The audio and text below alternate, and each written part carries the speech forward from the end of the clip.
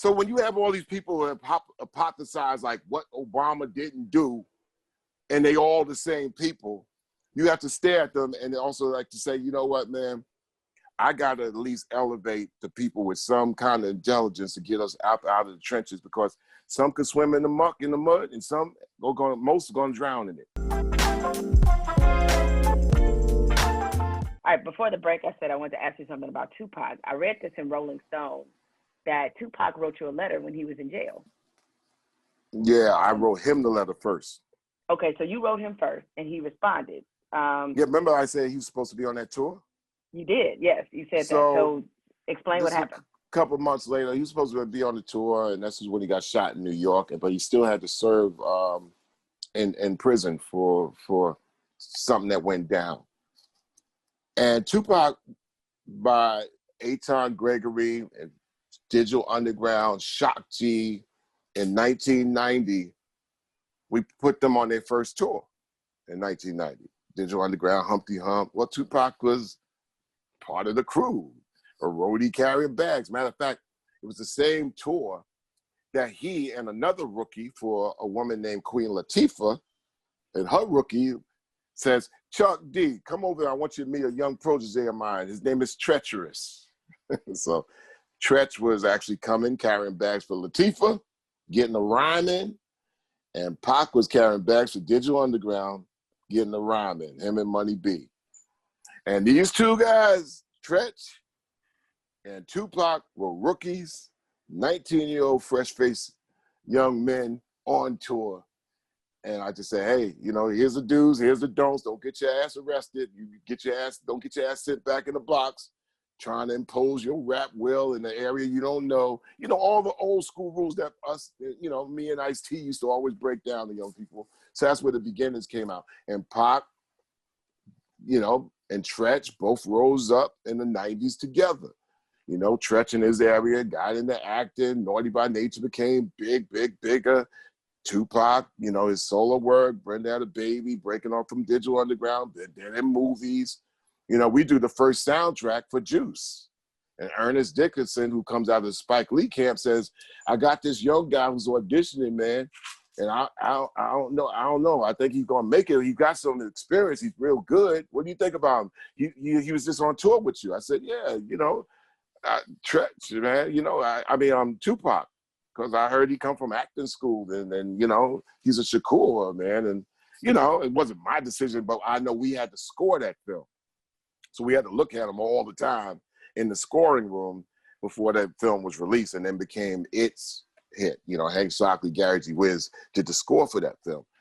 So it was always, okay, I see you coming up. Keep doing your thing. So when we was bringing him out on tour, this is like 3 or 4 years later, went through the Above the Rim and all that other stuff. And then all of a sudden, you know, it's all about who you hang with, who's hanging around you. So I sent him a letter like, dude, yo, this is what you asked for, bro. I see you come from a puppy, now you full grown, dog. Like, yeah, you got to hold it down for this whole rap craft thing as a leader, bro. I mean, my letter, I sent out the letter that Pac sent, they found that Pac sent to me. Y'all should have read my letter, because my letter was, dude, what you looking for, bro? This is what you wanted, man. Don't hang around with a cat, man, that ain't got nothing to gain but offer you. You lead, you don't follow. So that's the letter that you see Tupac wrote was more like, yo, it was on some Uncle Chuck shit. Because a lot of cats come at me and Ice-T like we triple OGs. It's, yeah, Uncle Ice, Uncle Chuck. And it's only done in love as saying we want the best for you. So even at the Fight the Power 2020, it ain't about Fight the Power getting like Chuck D getting like. No, my job is to be able to illuminate and be a prism to show and spread that light so they do their thing. And I'm sitting in a rocking chair watching them do their thing. Like in basketball, Oscar Robertson clapping for James Harden is a good thing. We don't have that in hip hop and rap. And so the full circle to your question, how do I feel about the generational thing? That's how it should be. But we don't just have a generational breakdown. We have a community breakdown. We have a lot of different gaps and breakdowns in there, intentionally so. You know, the prison industrial complex is a place that you don't want to get caught in, because right there they cut the stories off. So they keep the stories of the streets, but the stories of lockdown they keep silent. Right there is something that a president can't fix.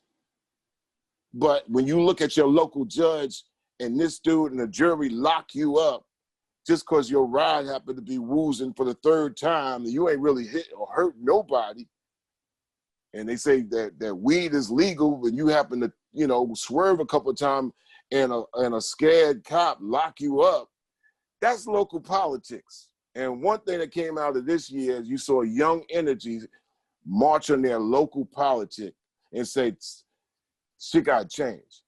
Where with a hypocrisy and audacity and the hatred comes out, just to name one out of a long list, is when dude says he gonna give you 10 years to take down a statue, be it Robert E. Lee or some other cracker that's on a $20 bill, and he gonna give you 10 years. But making excuses for this boy that walked around with an AK that shot and killed 2 protesters in Kenosha, Wisconsin. You got no other choice in November 3rd but to avoid fascism. And if you don't know what it is, you best to look it up on Wikipedia. Everybody got a phone attached to them. Look it up. Wiki ain't that whack. So the one thing that you will find if you are any just intermediate or novice when it comes to history, is like when you go and you study the Nazi regime and then you study what happens in America, what you'll find when you study the Nazi regime is that was not something that happened overnight. It was death by 1,000 paper cuts. And that is not talking about the awful extermination of Jews, but the way that fascism slowly crept in and took over. It was with little things. And then it was ideology. Then it was stuff like immigration law. Then it was like, it kept going to another level until the next thing they know, they had a full-on extermination of a people on their hands. So people have this idea that, you know, they look at what happened in Germany and they say, oh, well, how did that happen? This is how it happened. Well, you can't even guarantee a free and fair election, which we can't guarantee anymore. That's what's at stake in November. You know, I know people have their issues with Joe Biden and Kamala Harris, and I'm not saying those issues are not important. Of course they are. However, that being said, and I'm not being dramatic when I say this, if you don't get Donald Trump out of office, you're looking at the last free and fair election you've had. It's over, because there is no way we can have this level of interference, the assault on the post office, what's happening in Georgia, the blatant voter suppression. You think that's coming back? It's only going to continue, and it's going to get worse.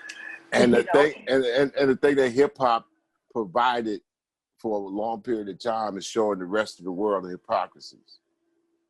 And hip hop would speak to that. You shut off the rest of the world. Let me tell you, you from Detroit, right? I'm gonna give you real talk. Don't you from Detroit feel it when a New Yorker walk in the room? Oh, absolutely. ain't they all about New York? And if you're in New York, somebody with Brooklyn walking out with damn near like BK on their forehead. That's how the rest of the world feels when the United States comes up. So the rest of the world is like, yo, we cutting y'all off because y'all got too much of that United States arrogance going on. And then y'all elect this dude on your watch.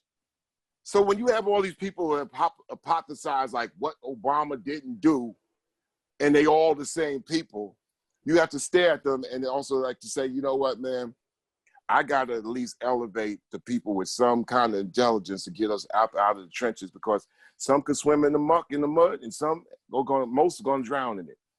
And the rest of the world then cut that passport off. The rest of the world said, yo, I don't care if you don't get no black card. You can't come here because you let that dude in on your watch and you arrogant anyway. So, you know, like F you on that, you know, I don't care where you from. Y'all, every time I see videos, y'all throwing money at the camera and all, we trying to like, Africa, let me tell you, Africa is the future of any thought that we might have, and not from thinking back in the past. I'm saying future. They know that they can't go forward and be stupid. They know that they can't go forward and be individuals. and they know that they can't go forward and just try to kowtow to what everybody else in the world is kind of doing all the time without them saying we step in front and foremost in how we do it. So y'all come here and check us out. We're not checking you out no more. So therefore you in a box, right? You think people would do boxed up? We've been boxed up since the pandemic. Now, when you realize the real box outside of the boxing up, then you know that you got no other choice than to get past whatever you got to get past on November 3rd. Then you got to get turned up even more so.